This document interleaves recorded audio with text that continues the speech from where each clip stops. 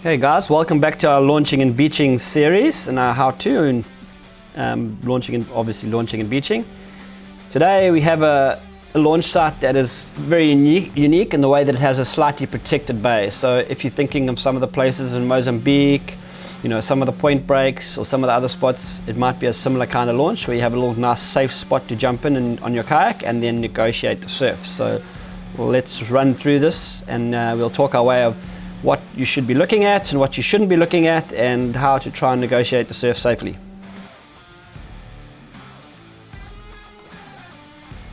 Alright guys, so in a situation of, like I said, a place or a spot like this where you have a protected bay and a launch site, the key things that I look for, when I arrive at a spot, is just to try and get a more of a guide of what's going on, where the waves are breaking, where they aren't breaking, where it might be the safest spot to launch. Obviously I've launched this particular spot quite a few times, so I'm very aware of it, but you will see in a video later on how the bay is a place where you can hop in your kayak and there's a sort of gap in the rocks and you paddle out through the rocks. Once you paddle through the rocks, that's when the actual launching and beaching starts. So right now I'm negotiating my way through the gap in the rocks, and then I will turn to a right angle or 90-degree right angle and put the nose out to sea, and from then I will make my call and decision on as I launch. Okay, so in the case of this spot with a point break or rock structure to your right hand side, what you'll notice when you do launching at a place like this is the surf or the waves will break obviously where it's shallower. So in this case, if there's a big line or set of swells coming through to your right where the rocks are about 150 meters further out from me, the waves will start to break. So you can actually sit right in the shallow part or the safe part of the bay and just sit there and wait very patiently while the waves on the right hand side are breaking, and wait for that to settle. So I'm not looking at 5 meters in front of my kayak, I'm actually looking at the whole area. So far out to my right is what's going to indicate to me if there's a swell or if there's a set of swells coming through into this bay. So I'm watching to the right, and in this case now I've sort of felt being dark, it's not that easy to see, but I've got an inclination of there's no waves breaking to my right at the moment, there's no waves breaking in the point, and it looks like a small gap, and I'm going to go. The key here is when you go, you go. So there's no dilly-daddling, 1, 2, 3 strokes, oh dear, a set might be coming or whatever. It's put your head down and literally paddle as fast as you can. A positive part of this is it's a short break. So with a protected bay and a point to your right, you generally only have, unless the surf is absolutely huge, you generally only have a sort of acceleration period of about, I'd say, 150 meters. So for 150 meters, it's go as hard as you can and get to the impact zone. Well, what would be the impact zone if a wave came? In my case, obviously, when I picked the gap, to get past that zone as fast as possible without getting wet.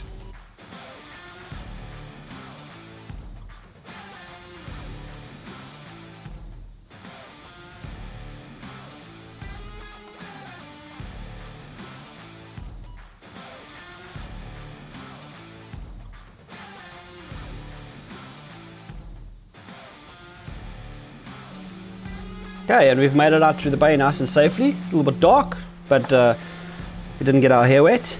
And the key points to remember in a zone like this, like I say, look far out to sea. Try and see what the swells are coming.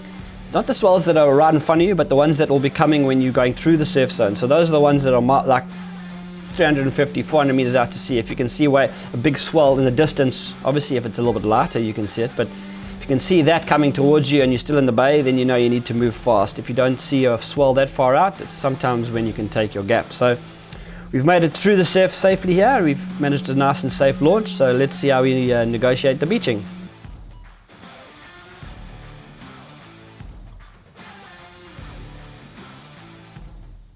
Okay, so you can see me packing up on my kayak here. So the key is obviously packing, tightening all the straps, locking everything down because I know there's a bit of surf to negotiate. As talked about in previous tip of the week videos about launching and beaching and the series, is landmarks. So I'll position myself now with my landmark where I feel this is safe. I know where to head towards, so although I'm packing away here, before I actually paddle into the surf zone, I'm going to paddle to what I would say, sort of call as my safe zone, with the landmark that I'm familiar with on the inside.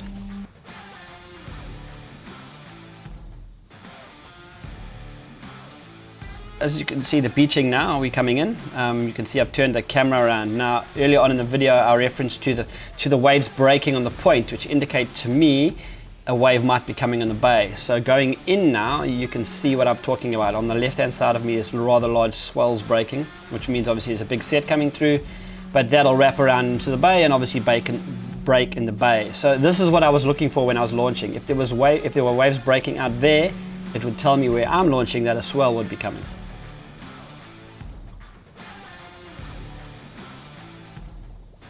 So I've obviously negotiated myself a little bit closer to the back of the wave zone, or where the waves are breaking, and then where I referenced to before, a landmark. So let's look at the land in this case. So you can pause your video, look at the land.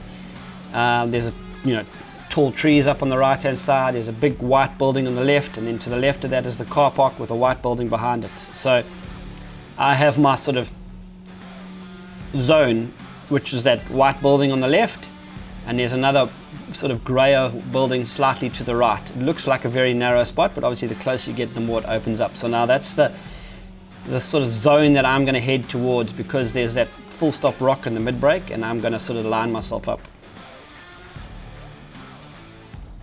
Okay, so I've decided to start accelerating, because like I said, I can see there's no swells coming on the point.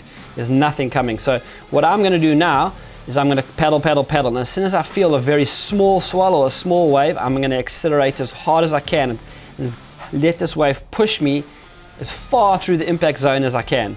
I don't necessarily have to catch it, doesn't necessarily have to break, but obviously I want to use it, and I want to use my speed to get out of the impact zone. So I'm not actually catching a wave on this surf, because let's be honest, this is big surf now, and catching a wave is not exactly going to be the best option. So I'm choosing to take a small swell to take me through the impact zone. And I know that once I'm through that impact zone, and I've got like 5 or 10 meters, and then I'm safe in that bay. So I'm using a small swell and making sure that I get it to take me far.